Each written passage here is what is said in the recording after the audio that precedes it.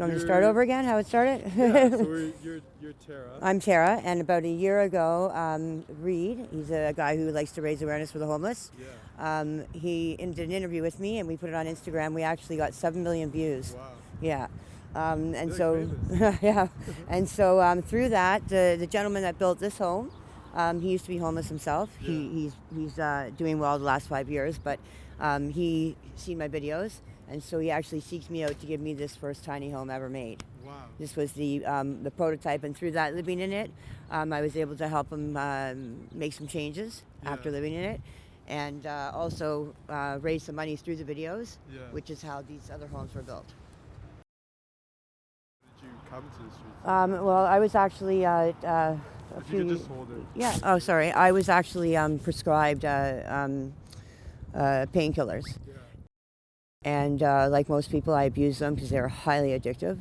And then cut off because of abusing them, and so I had to turn to street drugs. Oxycontins is where most of us started, and the reason I'm talking about drugs is because it plays a really big role in homelessness, and I wasn't aware of that. Right? Not everybody, but a mass majority has a lot to do with why we're homeless. So I turned to street drugs, which then led to other street drugs, which then led to losing my family.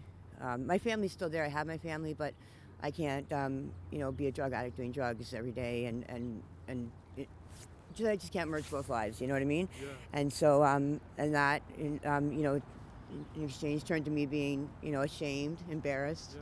So removing myself from my family, and I lost that support and that help, and then not being able to be relied on, which then led to me losing my job, or actually not being able to hold a job, because I can't be depended on, right? Physically sober, you can't stay awake for 3 and 4 days. You can't survive this cold. So a lot of that is the drugs, and for me personally, I just, the thought of sleeping on the street, because remember before this I was sleeping on heating vents outside, and people walking by you, right? And so for me, doing that sober was just, I can't even imagine doing that. It was sickening. And so that had a big part of, why the drugs were so, important to me. Exactly. Way to help yourself in the Exactly. moment. So now getting this place here, I sleep every night. So there's, 8 hours that I'm not chasing a high. I'm not getting high. I'm able to lock my door. I'm able to be safe. I'm not first thing in the morning going to look for it. I'm trying to stay in my home, so it's a start. It might not be seem like much, but to me it's a start, right? Same as, I need to get my ID. I got to go to court. I need to do my taxes. But to do those things when you don't even know what day of the week it is really hard, right? Yeah. And so now being in here and sleeping every night, I can start to do those things, right? Because, I know what day it is, right? Yeah. And so, yeah.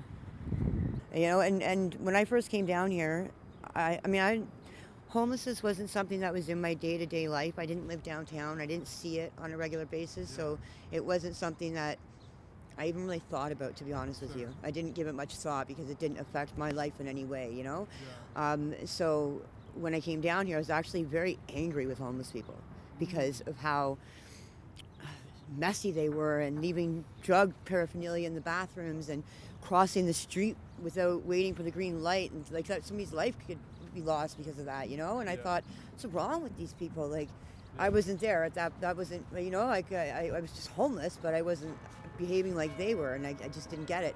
And one day I hadn't slept for days, and I was so cold that I was probably dope sick.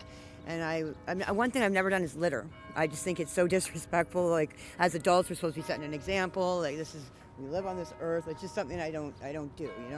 I'll walk and look for a garbage can, or I'll hold on to it for a few. I'm not saying I'm never littered, but I try not to.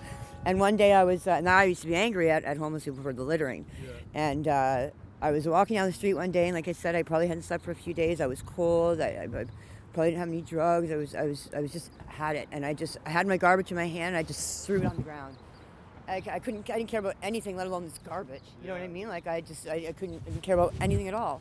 And in that moment, it's like a light bulb went off, and I thought, geez, these guys have all just lost hope. They've just had it. They've just had enough. How I felt in that moment is how these guys feel every day.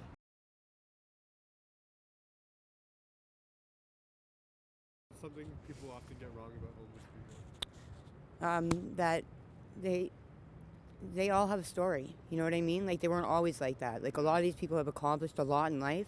And just know that something maybe tragic happened to them. Not everybody, but you've got people out here. I mean, I know a guy who lost his pregnant fiance, and he just crashed. You know, I know another guy who lost his son and his wife. Like, you know, both different things, but that was his whole world. You know, so it's like he's got nothing to live for anymore. And also, a lot of the people out here.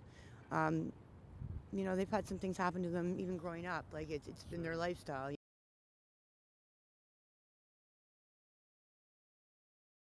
Yeah, I'm a mother. My daughter's 29. I've got 2 grandkids. I was a very good mom. I always worked. I always had a car. It wasn't until my daughter got married and went on her own, and I had this addiction to the prescription. You know, but life was good. I like I said, I never even experienced really homeless people before. You know, like, you're down here and you're so it's kind of emerged in your life, I guess, and you're questioning and talking to me. This is not something that I even gave a second thought to. Sure. You know, so I kind of regret that. Maybe not you know, being more aware and you know, but there's a lot of help down here, though, guys. Like, there is it's not all bad. You know what I mean? Like, it's, you know, I could have like 20 people that mistreat me or talk down to me or make me feel like shit, and then when I meet that one person that's good, I forget about those 20. You know what I mean? Because they do, or their act is so good that it's like I want to tell people about that. You know what I mean? I don't want to tell people about the 20, you know, people that mistreated me, because it's so important for the person that was. You know what I mean? Like, it's just so meaningful. So, yeah.